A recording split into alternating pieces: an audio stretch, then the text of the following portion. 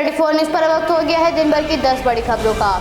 भारत के 4 राज्यों और एक केंद्र शासित प्रदेश में चुनाव के मद्देनजर राजनीतिक पार्टियों का चुनाव प्रचार का सिलसिला जारी है, जिसके मद्देनजर केंद्रीय गृह मंत्री असम में तीसरे चरण के चुनाव के लिए 3 रैलियां करेंगे, तो वहीं कांग्रेस नेता राहुल गांधी भी असम में 2 जनसभाओं को संबोधित करेंगे। भाजपा और कांग्रेस की असम में भिड़ंत देखने में काफी दिलचस्प होने वाली है। दोनों ही पार्टियां एक दूसरे पर जमकर आरोप लगा रही हैं और मतदाताओं को अपनी ओर लुभाने के लिए जी तोड़ प्रयास कर रही हैं। ऐसे में जीत किसकी होगी, ये देखना काफी मजेदार रहेगा। बंगाल में 30 सीटों पर दूसरे चरण का मतदान होना है, तो वहीं असम में 39 सीटों पर वोट डाले जाएंगे। जनसभा को संबोधित करने से पहले राहुल गांधी ने कामाख्या मंदिर में पूजा की। इस दौरान राहुल के साथ छत्तीसगढ़ के मुख्यमंत्री भूपेश बघेल भी मौजूद रहे। तो वहीं केरल में चुनाव के चलते उत्तर प्रदेश के मुख्यमंत्री योगी आदित्यनाथ तमिलनाडु और केरल में चुनाव प्रचार करेंगे। दोनों ही राज्यों में 6 अप्रैल को मतदान किया जाएगा। असम में दूसरे चरण के चुनाव में मुख्य रूप से भाजपा और कांग्रेस है, लेकिन इनके साथ ही और भी पार्टियों की किस्मत इस चुनाव में तय होगी। इस चरण में डोलाई से भाजपा सरकार के मंत्री परिमल शुक्ला वैद्य, रंगिया से भावेश करिलता, जागीर रोड से पीयूष हारिश, जागीर रोड से पीयूष हारिश और सोनाई से विधानसभा का अध्यक्ष अमीनुल हक लश्कर की किस्मत दांव पर है।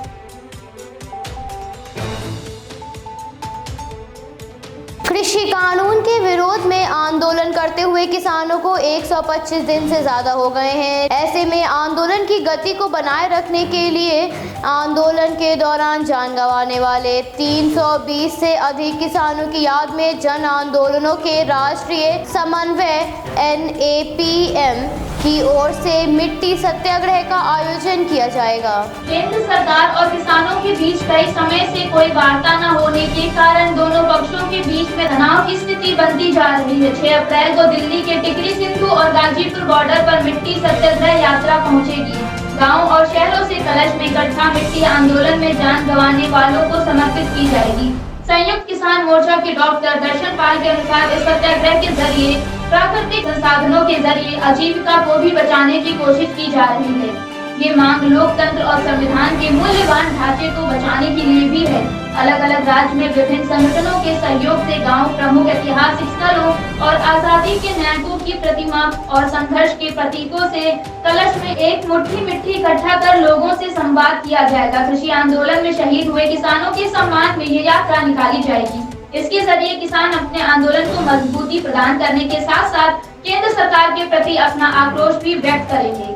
किसानों के अनुसार जब तक सरकार तीनों कृषि कानून वापस नहीं लेगी, तब तक आंदोलन को समाप्त नहीं किया जाएगा।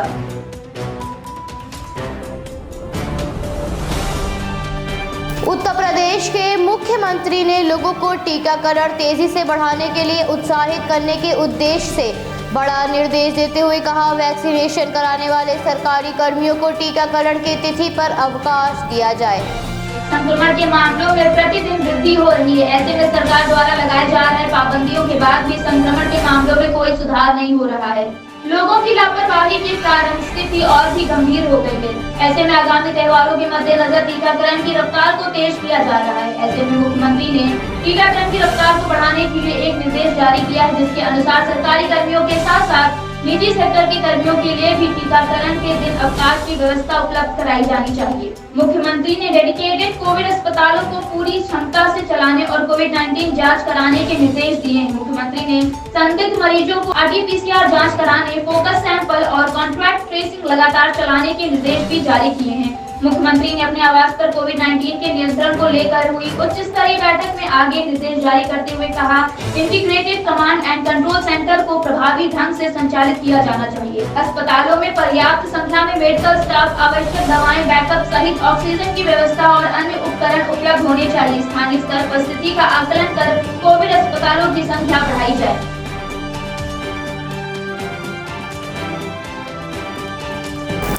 भारत के विभिन्न राज्यों में कोविड-19 संक्रमण नियंत्रण से बाहर हो गया है। मध्य प्रदेश में संक्रमण का कहर अपने चरम पर है। ऐसे में राजधानी भोपाल में अंतिम संस्कार के लिए शमशान घाट पर लंबी कतार लग गई।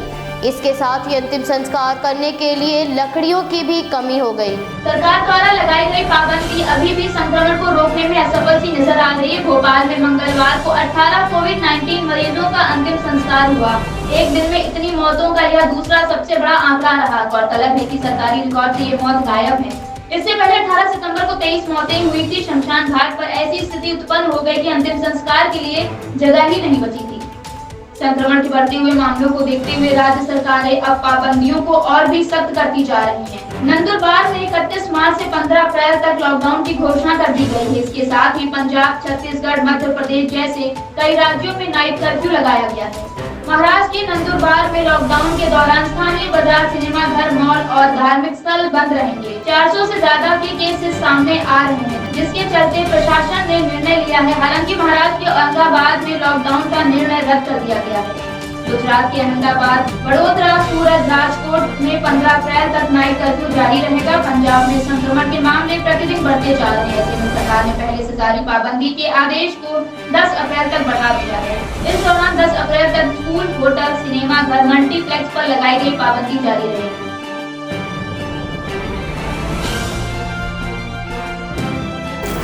पूर्व डिप्टी एसपी शैलेंद्र सिंह को अदालत की तरफ से बड़ी राहत मिली। यूपी के माफिया और विधायक मुख्तार अंसारी पर पोटा लगाने वाले पूर्व डिप्टी एसपी शैलेंद्र सिंह के खिलाफ दायर सभी मुकदमे वापस लेने के आदेश दिए गए हैं। ये बात खुद शैलेंद्र सिंह ने अपने फेसबुक अकाउंट के जरिए साझा की है। पूर्व डिप्टी एसपी शैलेंद्र सिंह ने पोस्ट में लिखा है कि 2004 में जब मैंने माफिया मुख्तार अंसारी पर LMG केस में POTA लगा दिया था, तो मुख्तार को बचाने के लिए तत्कालीन सरकार ने मेरे ऊपर केस खत्म करने का दबाव बनाया, जिसे न मानने के फलस्वरूप मुझे डिप्टी एसपी पद से त्यागपत्र देना पड़ा था। इस घटना के कुछ महीने बाद ही तत्कालीन सरकार के इशारे पर राजनीति से प्रेरित होकर मेरे ऊपर वाराणसी में आपराधिक मुकदमा लिखा गया और मुझे जेल में डाल दिया गया। लेकिन जब माननीय योगी आदित्यनाथ जी की सरकार बनी तो उक्त मुकदमे को प्राथमिकता के साथ वापस लेने का आदेश पारित किया गया, जिसे माननीय CJM न्यायालय द्वारा 6 मार्च 2021 को स्वीकृति प्रदान की गई।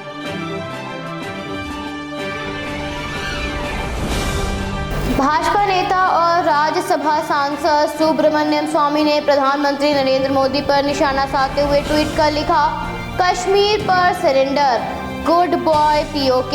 मुझे यकीन है कि जल्द ही मोदी इमरान के साथ लंदन में डिनर करेंगे। आपको बता दें, भारत के साथ व्यापार को लेकर पाकिस्तान में कैबिनेट की अहम मीटिंग होने वाली है। इस बीच भारत ने भी संकेत दिए हैं कि वो पाकिस्तान के साथ व्यापार को फिर से शुरू करने के लिए तैयार है, जो बीते करीब 2 सालों से बंद था। इसके साथ ही भारत ने पाकिस्तान के साथ व्यापार संबंधों को फिर से बहाल करने का पक्ष रखा है। बता दें कि पाकिस्तान ने अगस्त 2019 में भारत के साथ द्विपक्षीय व्यापार को एक तरफा निलंबित कर दिया। अब ये पाकिस्तान पर है कि वो अपने एक तरफा फैसले की समीक्षा करे। वहीं आपको बता दें, पीएम मोदी ने पाकिस्तान के नेशनल डे पर पत्र लिखते हुए कहा था कि भारत पाकिस्तान से सद्भावपूर्ण संबंध की इच्छा रखता है। इसके लिए परस्पर विश्वास और आतंक का खात्मा होना जरूरी है। उन्होंने लिखा था कि कोरोना काल मानवता के लिए बेहद मुश्किल भरा है। मैं आपको और पाकिस्तान की जनता को इस चुनौती से बहादुरी से निपटने की कामना करता हूं। इसके बाद इमरान खान ने भी नरेंद्र मोदी के पक्ष का जवाब दिया। उन्होंने शुभकामना संदेश के लिए पीएम मोदी का धन्यवाद किया और जम्मू कश्मीर के मुद्दे को भी उठाया। इमरान ने लिखा कि दक्षिण एशिया में शांति और स्थिरता भारत और पाकिस्तान के बीच जम्मू कश्मीर समेत कई महत्वपूर्ण मुद्दों के हल पर निर्भर करता है। उन्होंने आगे लिखा है कि पाकिस्तान के लोग भारत समेत सभी पड़ोसियों के साथ शांतिपूर्ण रिश्ता चाहते हैं।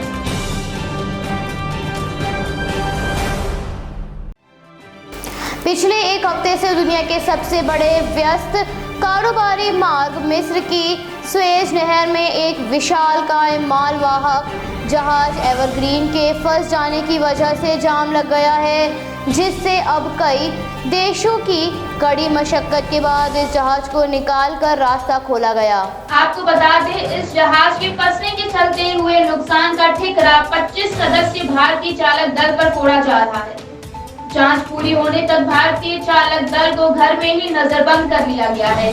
चालक दल को विशालकाय जहाज एवरग्रीन से हटा दिया जाएगा। जल्द ही चालक दल की गिरफ्तारी की जा सकती है। भारत सरकार और भारतीय समुद्री चालक दल के संगठन को डर है कि भारतीय चालक दल को आपराधिक लापरवाही के चलते भारी नुकसान को लेकर जेल की सजा का सामना करना पड़ सकता है। और भूमध्य सागर के बीच मौजूद इस छोटे लेकिन बेहद महत्वपूर्ण जलमार्ग में एवरग्रीन नाम का शिप तिरछा होकर फंस गया था और पिछले 7 दिनों से ये मार्ग बंद था। इस मार्ग के बंद होने के चलते नहर के दोनों छोर पर सैकड़ों जहाज और फंस गए थे। 7 दिन की कड़ी मशक्कत के बाद जहाज को निकाल लिया गया। शुरुआत में 2,20,000 टन की क्षमता वाले एवरग्रीन को चला रही कंपनी ने कहा था कि तेज हवा और खराब मौसम की वजह से ये जहाज फंस गया है।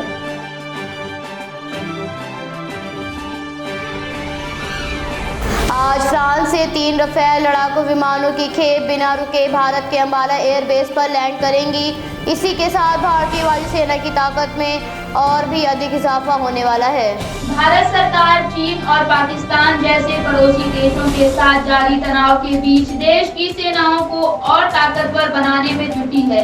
इस बीच ये तीनों विमान फ्रांस से भारत की दूरी बिना रुके तय करेंगे। इसके लिए संयुक्त अरब अमीरात के आसमान में ही तीनों विमानों में उड़ान के दौरान ईंधन एयर टू एयर रिफ्यूलिंग भरा जाएगा। वहीं आपको बता दें, भारतीय वायुसेना की एक टीम 3 राफेल को अंबाला लाने के लिए पहले ही फ्रांस पहुंच गई है। जानकारी के अनुसार 3 राफेल विमान बॉर्डोक्स में मेरिग्नाक एयरबेस से 31 मार्च की सुबह 7 बजे उड़ान भरेंगे और शाम 7 बजे के करीब अंबाला में लैंड करेंगे। 9 विमानों का अलग जत्था अप्रैल में भारत आएगा। इनमें से 5 विमानों की उत्तरी बंगाल में हाशीमारा एयरबेस पर तैनात किया जाएगा। बता दें कि भारत ने फ्रांस सरकार के 7 सितंबर 2016 में 36 राफेल लड़ाकू विमान खरीदने के लिए 59 करोड़ रुपए का रक्षा सौदा किया था। फ्रांस की कंपनी दौसा एविएशन से 5 राफेल विमानों का पहला बेड़ा 28 जुलाई को भारत पहुंचा था। इस बेड़े ने फ्रांस से उड़ान भरने के बाद संयुक्त अरब अमीरात में हाल्ट किया था, जहां उसे ईंधन भरा था। राफेल के पहले बेड़े को जब वायुसेना में शामिल किया गया था, तब रक्षा मंत्री राजनाथ सिंह ने इसे गेम चेंजर करार दिया था। उनका दावा था कि राफेल के साथ वायुसेना ने तकनीकी स्तर पर बढ़त हासिल कर ली है। राफेल नवीनतम हथियारों और सुपीरियर सेंसर से लैस लड़ाकू विमान है।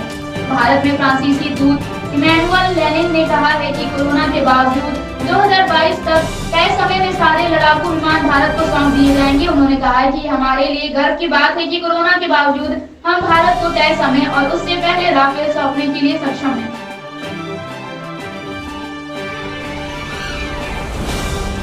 कोरोना संक्रमण के दैनिक मरीजों की संख्या में उतार चढ़ाव का सिलसिला बना हुआ है। गुजरात, महाराष्ट्र और मध्य प्रदेश समेत कई राज्यों में महामारी ने विकराल रूप धारण कर लिया है। देश में पिछले 24 घंटों में रिकॉर्ड 53,000 से अधिक कोरोना मरीज मिले हैं और 354 की संक्रमण के कारण जान चली गई है। स्वास्थ्य मंत्रालय की ओर से जारी आंकड़ों के मुताबिक बीते 24 घंटों में कोरोना वायरस से संक्रमण के दैनिक मामलों में मामूली गिरावट के साथ 53,480 नए मामले दर्ज किए गए हैं।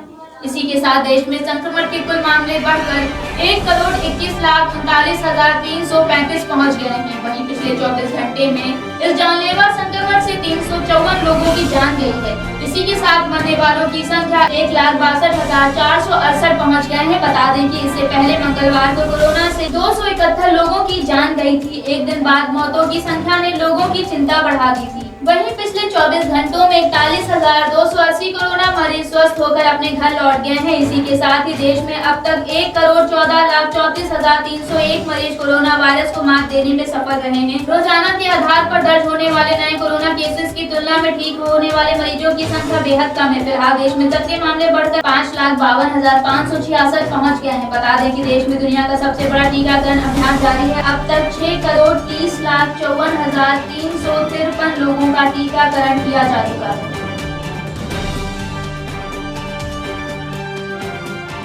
म्यांमार में तख्तापलट के बाद से स्थिति प्रतिदिन गंभीर होती जा रही है। लोकतंत्र की बहाली के लिए प्रदर्शनकारी लगातार आवाज उठा रहे हैं।